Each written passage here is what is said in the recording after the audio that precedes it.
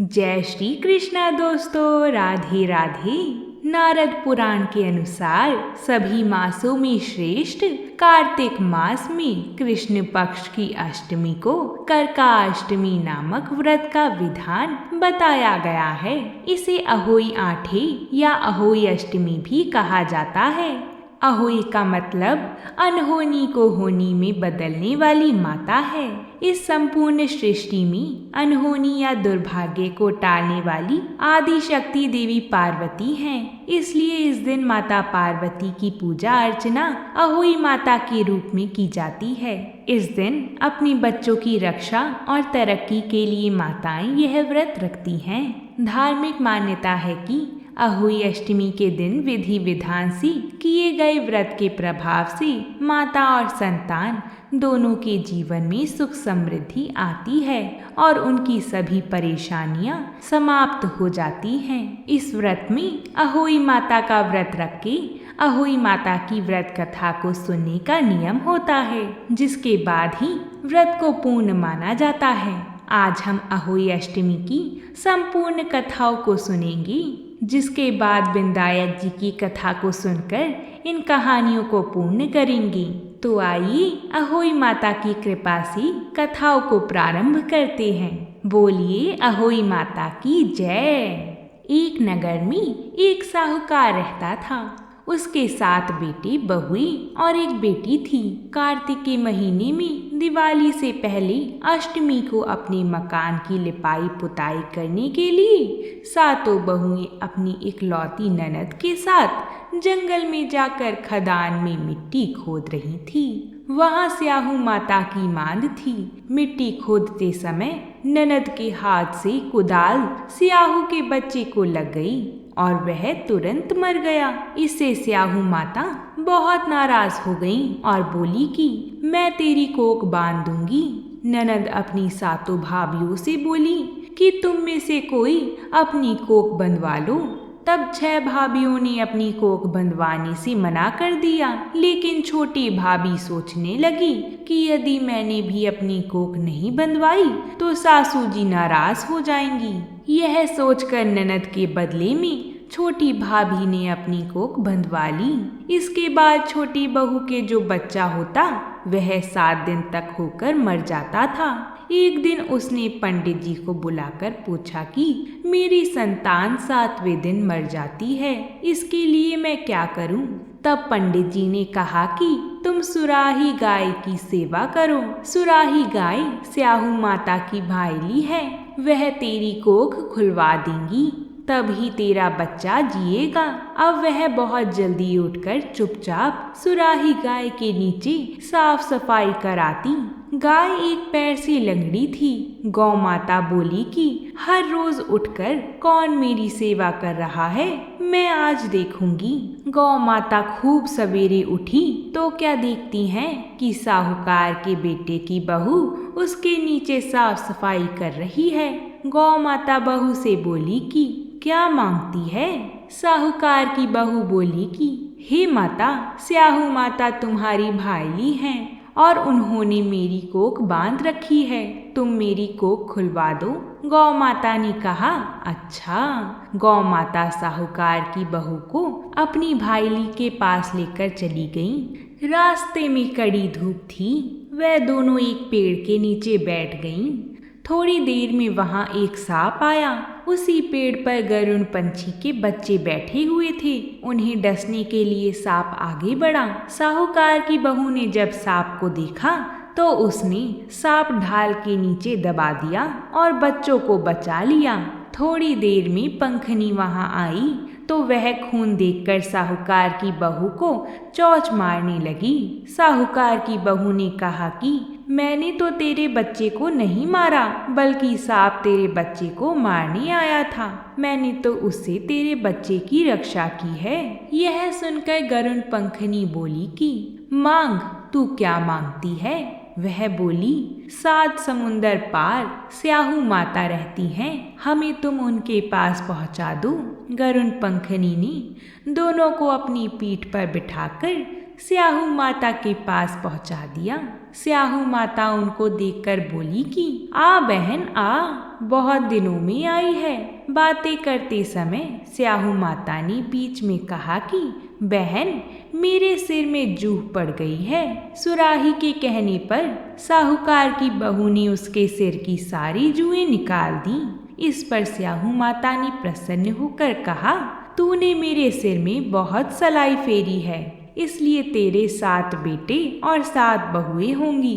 बहू बोली कि मेरे तो एक भी बेटा नहीं है, 7 बेटे कहाँ से होंगे। स्याहू माता बोली कि वचन दिया है, वचन से फिरूं तो धोबी की कूंड पर कंकड़ी होऊं। साहूकार की बहू बोली कि मेरी कोख तो तुम्हारे पास बंद पड़ी है। यह सुनकर स्याहू माता बोली कि तूने तो मुझे ठग लिया। मैं तेरी कोख खोलती तो नहीं थी, पर अब खोलनी पड़ेगी। जा, तेरे घर पर तुझे 7 बेटे और 7 बहुएं मिलेंगी। तू जाकर 7 उद्यापन करियो, 7 अहोई बनाकर 7 कढ़ाई करियो। वह लौटकर घर आई तो उसने देखा कि 7 बेटे और 7 बहुएं बैठी हुई हैं। उसने 7 होई बनाई, 7 उद्यापन किए, 7 कढ़ाई करी। शाम के समय जेठानियां आपस में कहने लगी कि जल्दी जल्दी धोक पूजा कर लो, कहीं छोटी बच्चों को याद करके रोने ना लगी। थोड़ी देर में उन्होंने अपने बच्चों से कहा, बच्चों, जाकर अपनी चाची के घर जाकर देख कर आओ कि आज वह अभी तक रोई क्यों नहीं। बच्चों ने आकर कहा कि चाची तो होई बना रही हैं, खूब उद्यापन हो रहा है। यह सुनते ही जेठानियां दौड़ी दौड़ी वहां आई और आकर कहने लगी कि तूने कोख कैसे खुलवाई। बहू बोली कि तुमने तो कोख बंधवाई नहीं थी, सो मैंने कोख बंधवा ली थी, परंतु अब स्याहू माता ने दया करके मेरी कोख खोल दी है। हे स्याहू माता, जैसे साहूकार के बेटे की बहू की कोख खोली, वैसे ही हमारी और सब परिवार की बहुओं की कोख खोलती जाना। जो भी अहोई अष्टमी व्रत कथा को कही, सुनी और हुंकार भरी, उन पर अपनी कृपा करना। बोलिए अहोई माता की जय। अब हम अहोई अष्टमी की दूसरी व्रत कथा को सुनेंगे। इस कथा को सुनने मात्र से मनुष्य के पाप नष्ट हो जाते हैं। बहुत समय पहले झांसी के निकट एक नगर में चंद्रभान नामक साहूकार रहता था। उसकी पत्नी चंद्रिका बहुत सुंदर थी, सर्वगुण संपन्न, सती साध्वी, शीलवंत, चरित्रवान तथा बुद्धिमान थी। उसके कई पुत्र पुत्रियां थीं, परंतु वह सभी बाल्यावस्था में ही परलोक सिधार चुके थे। दोनों पति पत्नी संतान न रह जाने से बहुत ही व्यथित रहते थे। वे दोनों प्रतिदिन मन में सोचते थे कि हमारे मर जाने के बाद इस अपार धन संपदा को कौन संभालेगा।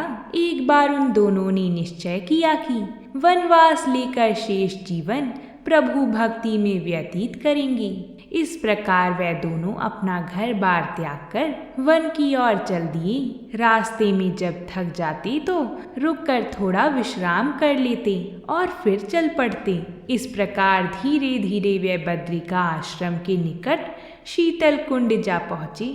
वहां पहुंचकर दोनों ने निराहार रहकर प्राण त्यागने का निश्चय कर लिया।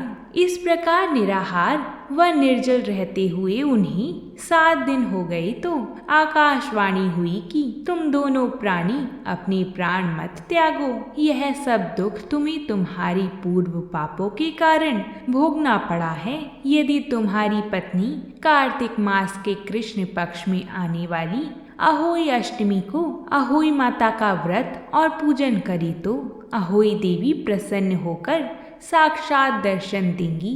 तुम उनसे दीर्घायु पुत्रों का वरदान मांग लेना। व्रत के दिन तुम राधा कुंड में स्नान करना। चंद्रिका ने आकाशवाणी के बताए अनुसार विधि विधान से अहोई अष्टमी को अहोई माता का व्रत और पूजा अर्चना की और तत्पश्चात राधा कुंड में स्नान किया। जब वे स्नान इत्यादि के बाद घर पहुँचे तो उस दंपति को अहोई माता ने साक्षात दर्शन देकर वर मांगने को कहा। साहूकार दंपत्ति ने हाथ जोड़कर कहा, हे माँ, हमारे बच्चे कम आयु में ही परलोक सिधार जाते हैं। आप हमें बच्चों की दीर्घ आयु का वरदान दें। तथास्तु कहकर अहोई माता अंतर्ध्यान हो गईं। कुछ समय के बाद साहूकार दंपत्ति को दीर्घ आयु पुत्रों की प्राप्ति हुई और वे सुखपूर्वक अपना गृहस्थ जीवन व्यतीत करने लगे। बोलिए अहोई माता की जय। अब हम गणेश जी महाराज की कथा को प्रारंभ करते हैं और इन कथाओं को पूर्ण करते हैं। ओम गण गणपते नमो नमः। एक बार गणेश जी भगवान छोटे बालक के रूप में चिमटी में चावल लेके और चमचे में दूध लेके निकले। वो हर किसी से कह रहे थे कि कोई मेरी खीर बना दो, कोई मेरी खीर बना दो। वहाँ पर एक बुढ़िया माई बैठी हुई थी। उसने कहा, ला मैं बना देती हूँ। वह छोटा सा बर्तन चढ़ाने लगी तो गणेश जी भगवान ने कहा कि दादी माँ, छोटी सी भगवानी मत चढ़ाओ, तुम्हारे घर में जो सबसे बड़ा बर्तन हो वही चढ़ाना। बुढ़िया माई ने गणेश जी का मन रखने के लिए बड़ा बर्तन चढ़ा दिया। वह देखती रह गई कि वो जो थोड़े से चावल उस बड़े बर्तन में डाले थे वह तो पूरा भर गया है। गणेश जी ने कहा, दादी माँ, मैं नहा धोकर आता हूँ। जब खीर तैयार हो गई तो बुढ़िया माई के पोता पोती खीर खाने के लिए रोने लगे।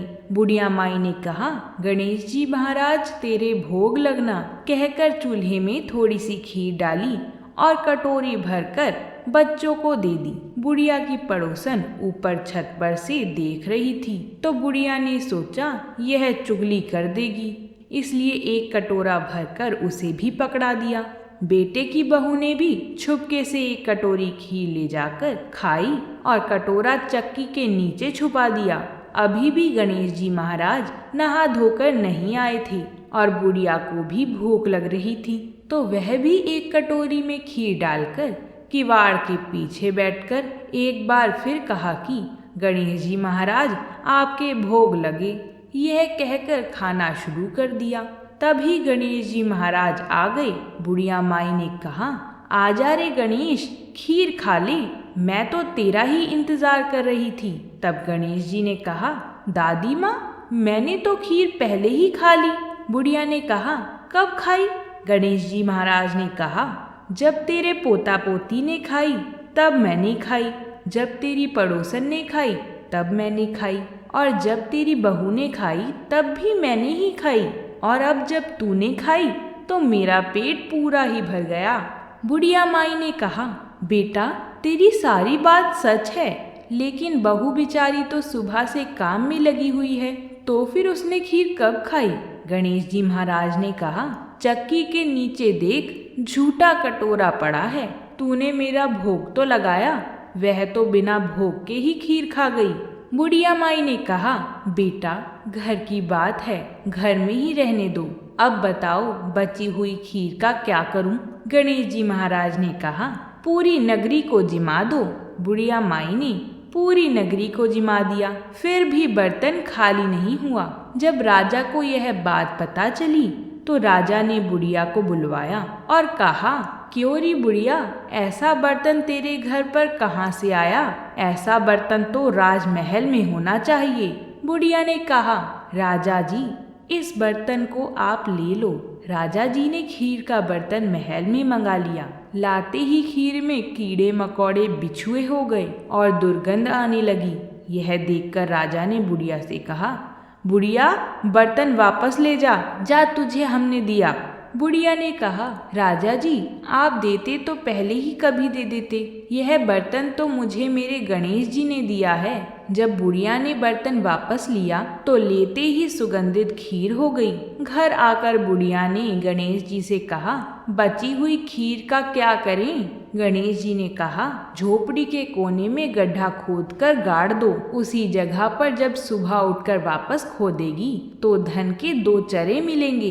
ऐसा कहकर गणेश जी महाराज अंतर्ध्यान हो गए और जाते समय झोपड़ी को लात मारते हुए गए तो झोपड़ी की जगह महल हो गया। सुबह बहू ने फावड़ा लेकर पूरे घर को खोद दिया तो कुछ भी नहीं मिला। बहू ने कहा, सासू जी थारो गणेश जी तो झूठो निकलो। सास ने कहा, बहू मारो गणेश झूठो तो नहीं है, ला मैं देखूं।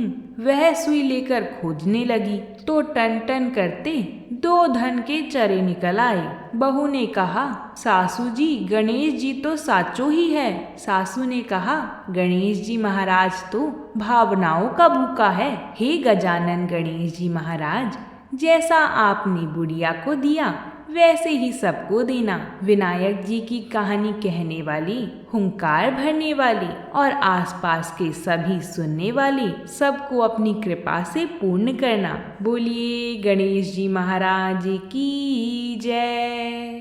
अगर आप सभी को ये कथाएं अच्छी लगी हैं तो कमेंट में अहोई माता की जय जरूर लिखिएगा और वीडियो को भी लाइक जरूर करिएगा। हम आप सभी के लिए व्रतों से जुड़ी कथाएं लाते रहते हैं, इसलिए चैनल को सब्सक्राइब भी जरूर करिएगा। बोलिए आदि शक्ति माँ पार्वती की जय।